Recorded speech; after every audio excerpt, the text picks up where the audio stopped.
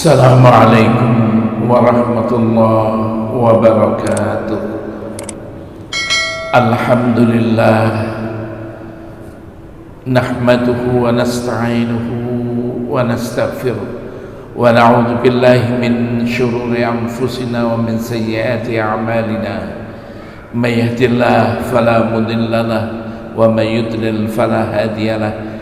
Asyhadu an la ilaha illallah wahdahu la syarika lah wa asyhadu anna Muhammadan abduhu wa rasuluh. Allahumma salli wa sallim ala Muhammad wa ala alihi wa sahbihi ajma'in, amma ba'd. Bapak-bapak, ibu-ibu sidang jamaah salat subuh kaum muslimin dan para pendengar yang dimuliakan Allah, marilah kita tidak ada henti-hentinya memanjatkan puji syukur kehadirat Allah Subhanahu wa ta'ala atas limpahan rahmat, karunia dan hidayahnya, sehingga sampai pagi hari ini kita masih diberi kekuatan dan kesehatan oleh Allah sehingga kita dapat melaksanakan ibadah. Kita berdoa mudah-mudahan ibadah kita diterima oleh Allah Subhanahu wa ta'ala dan dicatat merupakan amal yang saleh insyaallah. Kita masih berada di dalam bab yaitu tentang akhlak pribadi. Pada pagi hari ini kita akan membicarakan tentang akhlak pribadi, yaitu mujahadah.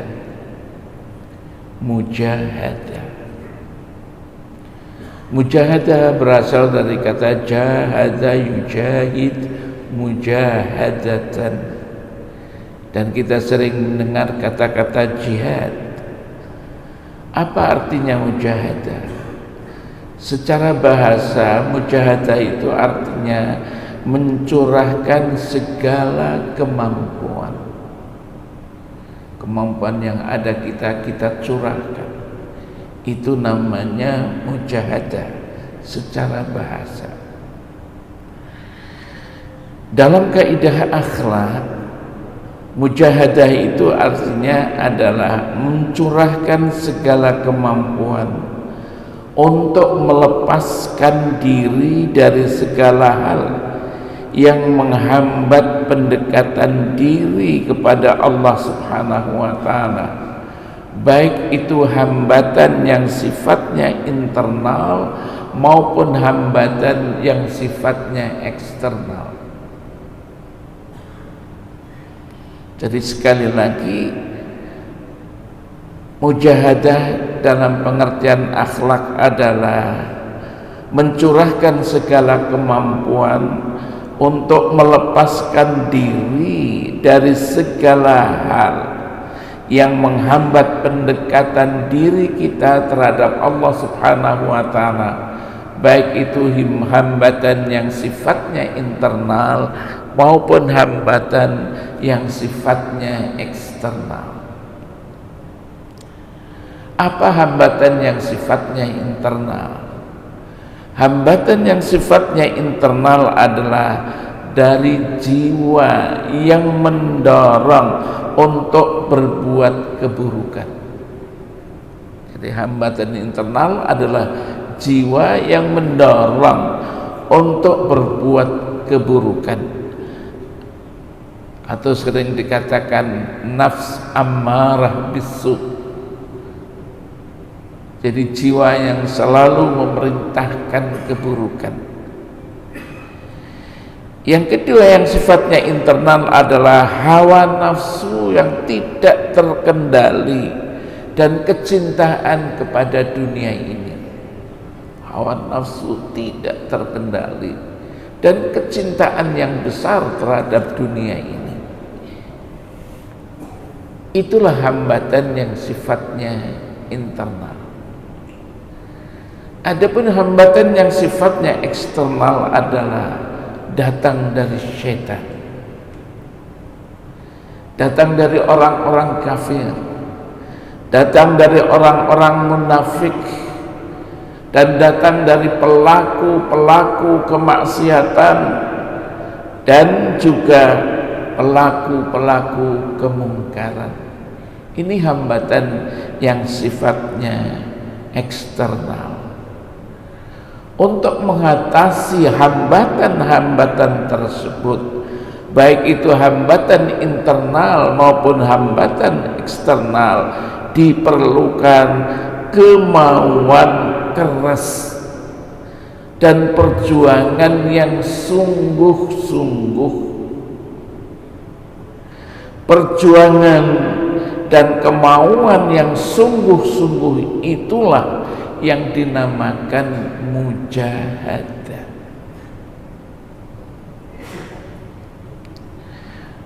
Bapak-bapak, ibu-ibu, para pendengar yang dimuliakan Allah, apabila seseorang itu bermujahadah untuk mencari keridhaan Allah Subhanahu wa ta'ala, maka Allah berjanji akan menunjukkan jalan kepadanya. Dalam hal ini Allah Subhanahu wa ta'ala berfirman dalam surat Al-Ankabut ayat 63. Allah berfirman, "Walladzina jahadu fina lanahdiyannahum subulana wa innallaha lama'al muhsinin." Orang-orang yang sungguh-sungguh bermujahadah fina, karena kami, lanahdiyannahum subulana, sungguh kami akan memberikan petunjuk jalan-jalan kami, wa innallaha lama'al muhsinin, dan sesungguhnya Allah bersama orang-orang yang berbuat baik. Jadi kalau kita sungguh-sungguh bermujahadah, mengeluarkan segala kemampuan yang ada pada diri kita untuk mengatasi hambatan-hambatan tadi yang sifatnya internal maupun eksternal, ada masalah, ada kesulitan, Allah akan mencarikan jalan keluar dan menunjukkan jalannya untuk mengatasi problem atau kesulitan yang kita hadapi. Bapak-bapak, ibu-ibu, para pendengar yang dirahmati Allah, apa objek mujahadah? Objek mujahadah itu pertama adalah jiwa yang selalu mendorong seseorang untuk melakukan kedurhakaan. Jiwa yang selalu mendorong kita untuk melakukan kejahatan. Itu objek mujahadah. Dalam hal ini Allah Subhanahu wa ta'ala berfirman di dalam surat Asy-Syams ayat 7 sampai 10, wa nafsin wa ma sawwaha, dan jiwa serta yang menyempurnakannya, fa alhamaha fujuraha, kemudian dia Allah mengilhamkan jalan kefasikan kepada jiwa itu, wa taqwaha, dan Allah juga mengilhamkan jalan ketakwaan kepada jiwa itu. Jadi jiwa ini kadang-kadang mengarah kepada jalan kefasikan, kadang-kadang mengarah kepada jalan ketakwaan. Kemudian Allah berfirman, qad aflaha man zakkaha, sungguh telah beruntung orang yang menyucikan jiwanya. Beruntunglah orang-orang yang menyucikan jiwanya. Wa qad khaba man dassaha, dan sungguh telah merugi orang-orang yang mengotori jiwanya. Allah berfirman. Jadi pertama ada jiwa itu tadi yang mendorong ke arah kemungkaran. Yang kedua adalah hawa nafsu yang tidak terkendali, yang menyebabkan seseorang melakukan apa saja untuk memenuhi hawa nafsunya itu tanpa memperdulikan larangan-larangan Allah Subhanahu wa ta'ala dan tanpa memperdulikan madarat bagi dirinya sendiri maupun orang lain. Nafsu makan tidak terkendali, nafsu minum tidak terkendali, nafsu seks tidak terkendali, nafsu untuk meraih kekayaan, mengumpulkan harta tidak terkendali, nafsu untuk berkuasa tidak terkendali. Hawa nafsu yang tidak terkendali seperti itu adalah merupakan objek mujahadah. Karena itu Allah Subhanahu wa taala berfirman dalam Al-Qur'an, "Ara'aita man ittakhadha ilahahu hawa?" Apakah kamu tidak tahu itu ada yang menjadikan hawa nafsu sebagai tuhannya? Jadi kalau kita sudah diperbudak oleh hawa nafsu, berarti kita menuhankan hawa nafsu itu. Jadi bukan hanya manusia, bukan setan. Hawa nafsu bisa dijadikan tuhannya karena kita selalu dikendalikan oleh hawa nafsu, menturutkan hawa nafsu kita. Itulah objek mujahadah yang kedua. Yang ketiga, apa objek mujahadah? Syaitan yang selalu menggoda untuk manusia untuk memperturutkan hawa nafsu sehingga mereka lupa kepada Allah Subhanahu wa taala dan selanjutnya lupa kepada dirinya sendiri. Dalam sebuah hadis disebutkan, inna fi qalbil insan lammatan.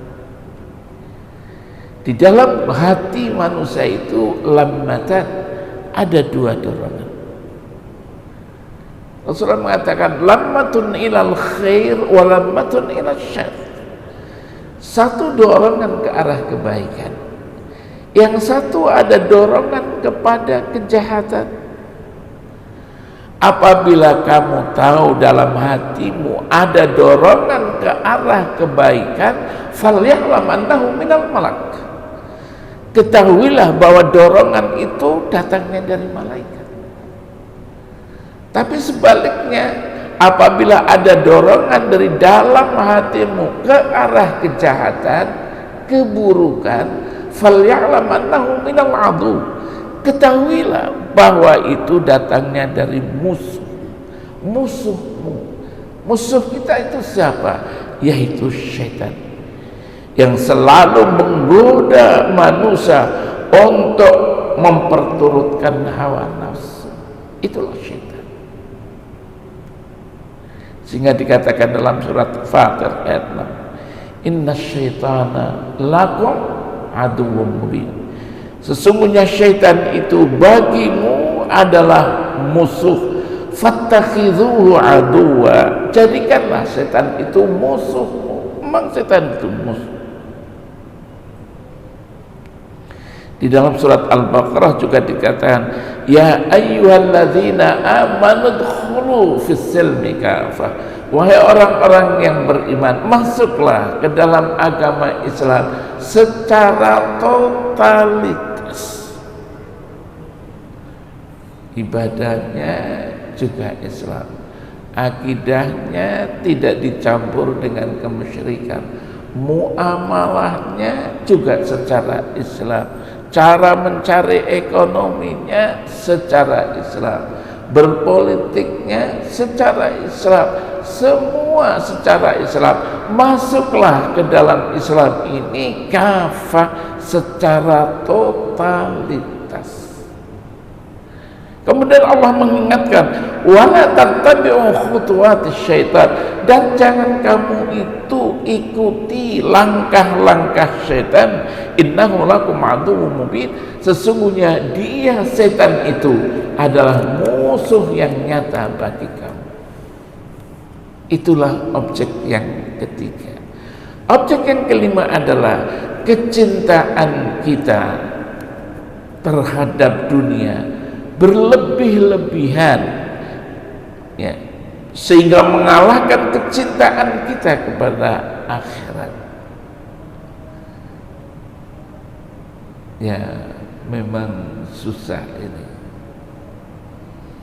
Biasanya orang cinta kepada dunia itu lebih berat lebih besar daripada cintanya kepada akhirat. Dunia danayatnu itu sebetulnya adalah yang pendek, yang dekat. Jadi kalau kita ini tujuannya dunia adalah tujuannya dekat. Kalau nggak mendapat dia stres. Tapi kalau tujuan hidup kita itu jauh, yaitu akhirat, insya Allah yang dekat dunianya akan mendapat. Sehingga dikatakan walal akhiratu khairul laka minal ula. Sesungguhnya kehidupan akhirat lebih baik daripada kehidupan dunia ini. Ya. Padahal keberadaan manusia di dunia hanya bersifat sementara. Hidup di dunia ini sementara. Rasulullah mengatakan dalam sebuah hadisnya, kehidupan dunia ini ka'abiri sabil, seperti orang yang melancong. Dia capek, istirahat di bawah pohon. Setelah selesai capeknya, dia pergi dan tidak kembali lagi. Sebentar saja.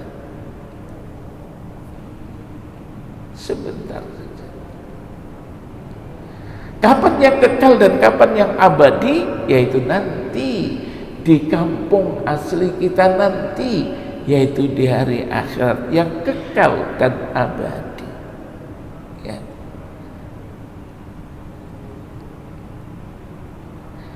Kecintaan kepada dunia yang berlebih-lebihan menyebabkan orang takut mati dan tidak berani terjun untuk berjihad, untuk berjuang. Jadi kalau seseorang itu cinta kepada dunia yang berlebih-lebihan, dia takut mati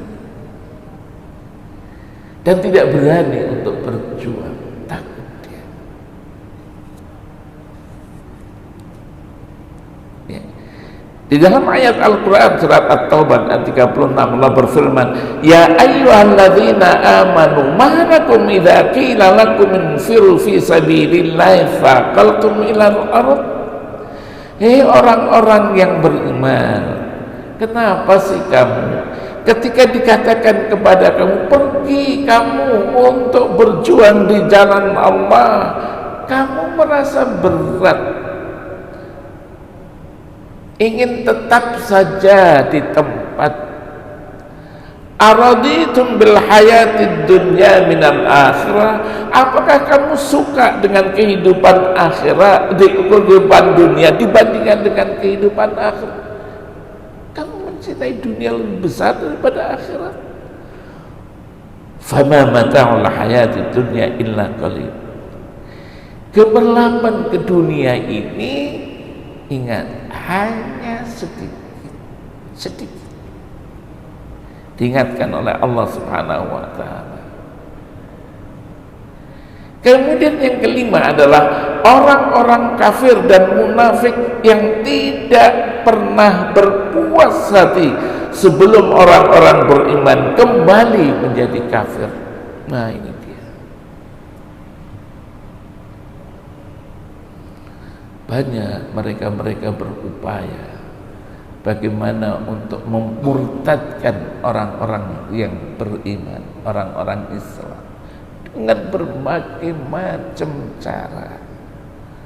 Ya Allah, mungkin dengan pendekatan diberi dunia, pendekatan diberi ekonomi, pendekatan diberi apa saja, kesehatan, pendidikan dan macam.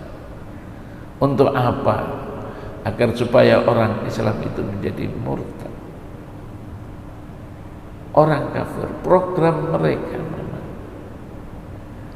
Sehingga dalam Al-Quran disebutkan walan tarda ankal yahud walan nasara hatta tattabi'a millatah. Kata-kata lan itu betul-betul sampai kapan? Sampai nanti, tidak pernah akan berhenti. Walan tarda ankal yahud, orang Yahudi dan orang-orang Nasrani tidak rela sehingga kamu mengikuti agama mereka. Kapan mereka berusaha, sampai kapan saja mereka akan melakukan itu. Masya Allah. Nah, kadang-kadang kita lihat, ya Allah, kenapa ya seperti itu? Orang-orang Muslim pun kenapa ya peler, artinya dibujuk hanya dengan sedikit dunia dia sudah mau, ya Allah. Hanya dibujuk dengan sedikit kekuasaan dia mau, ya Allah. Ya.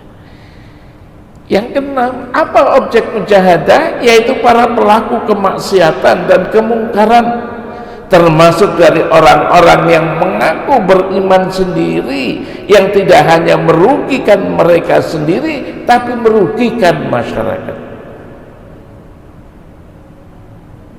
Waduh, orang Muslim sendiri kadang-kadang kena setan menjadi orang-orang yang fasik, melakukan kemungkaran, bermabuk ria, berjudi, macam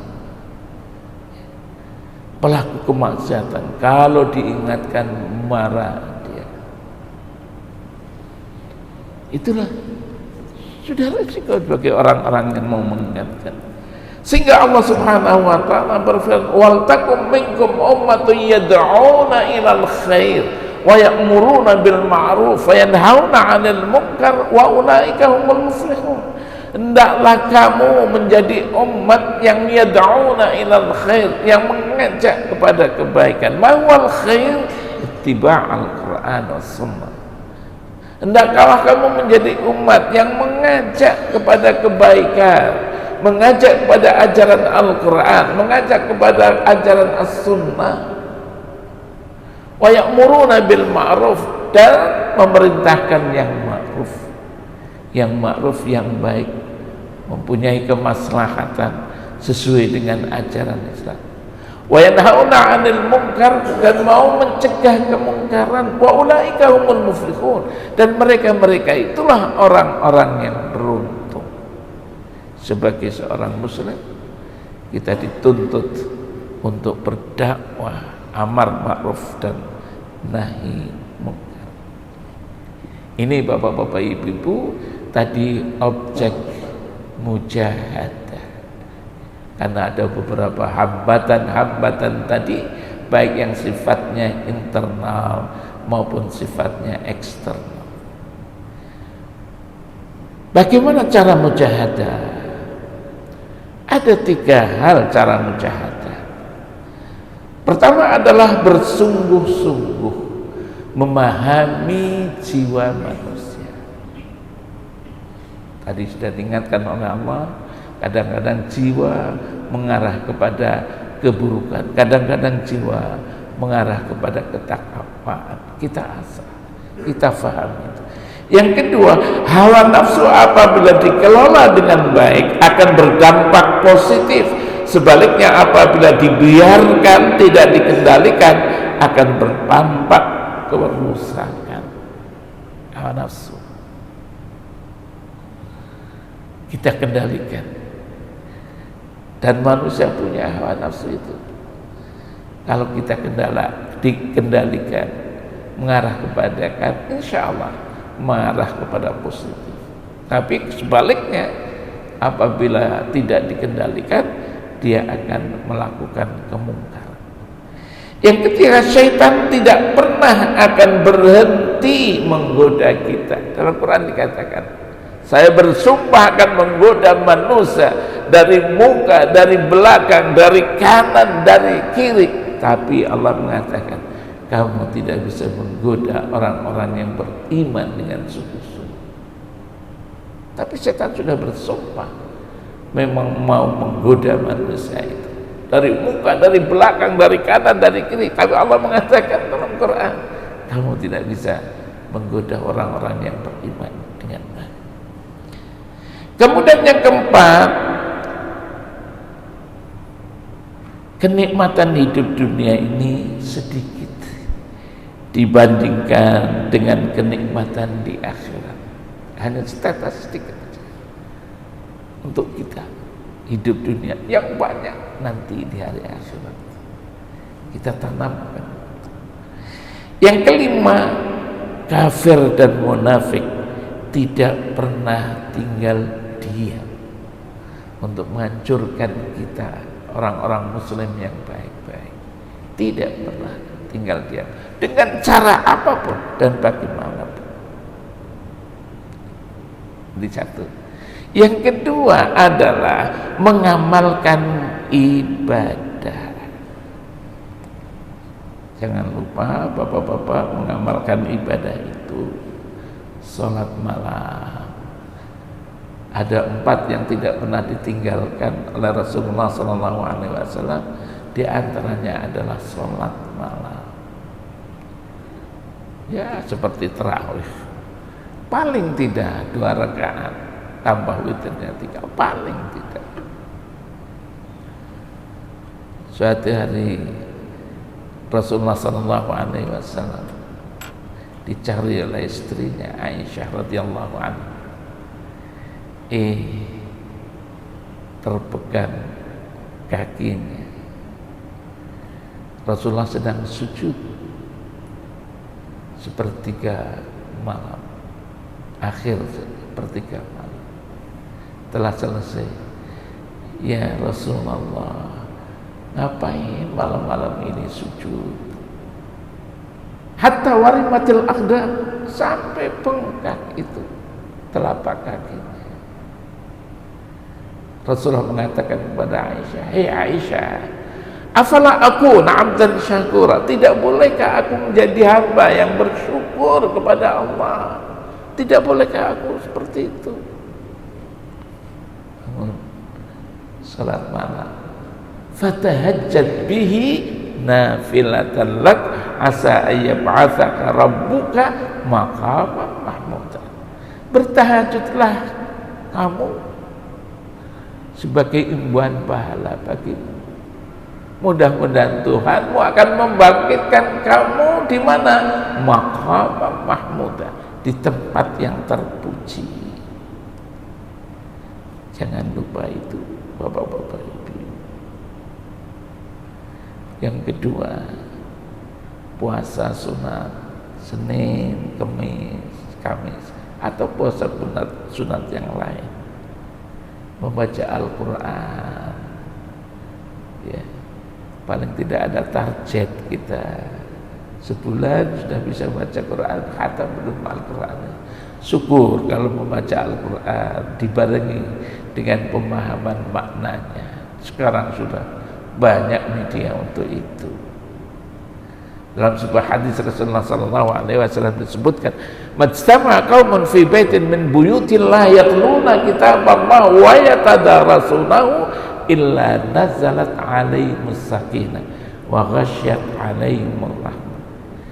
Tidak berkumpul suatu kaum fi baitin min buyutillah, di rumah dari rumah-rumah Allah, yatluna kitab Allah, mereka itu membaca kitab Allah, yaitu Al-Quran, wa yatadarasunahu, dan mereka mendiskusikannya, illa nazalat alaihimus sakinah. Kaum itu tidak mendapatkan apa-apa kecuali as-sakinah, ketenangan dalam dirinya. Wa ghasyat alaihimur rahmah, dan rahmat Allah akan dilimpahkan kepada mereka-mereka yang membaca Al-Quran. Termasuk berzikir dan berdoa kepada Allah kapan saja, setelah selesai salat, kapan saja.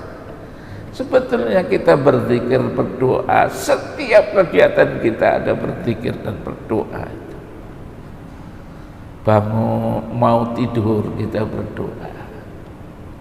Dituntun oleh Rasulullah SAW, "Idza awaita ila firasika," dalam sebuah hadis, kalau kamu mau pergi tidur, fatawadda wudu'aka lis-shalah, berwudulah kamu seperti wudunya orang mau salat. Wudu dulu,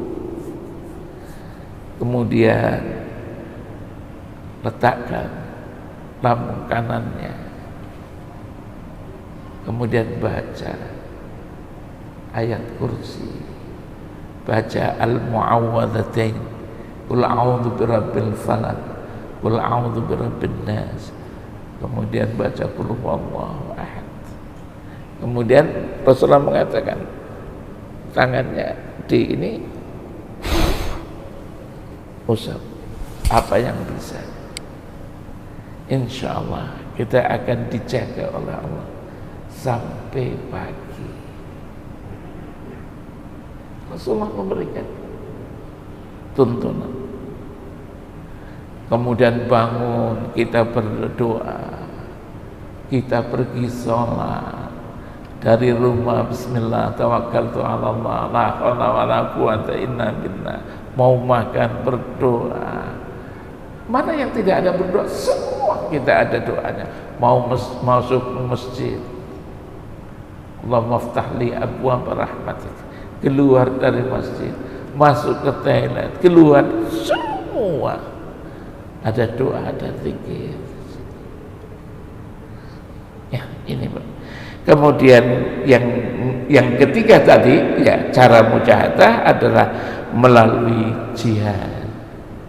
Jihad dengan harta kita, jihad dengan ilmu pengetahuan yang kita miliki, jihad dengan tenaga, mungkin kalau dibutuhkan jihad dengan nyawa kita. Bapak-bapak, ibu-ibu, inilah arti mujahadah. Keluarkan kemampuan kita dari hambatan-hambatan yang menghambat diri kita terhadap pendekatan kepada Allah Subhanahu wa Ta'ala, baik hambatan itu sifatnya internal maupun sifatnya eksternal. Objek mujahadah tadi sudah saya sampaikan, cara bermujahadah tadi sudah saya sampaikan, ada 3: bersungguh-sungguh, yang kedua beribadah, yang ketiga melalui berjuang di jalan Allah Subhanahu wa Ta'ala. Bapak-bapak, ibu-ibu, ini saja pada pagi hari ini. Kurang lebihnya mohon maaf. Wabillahi taufiq wal hidayah.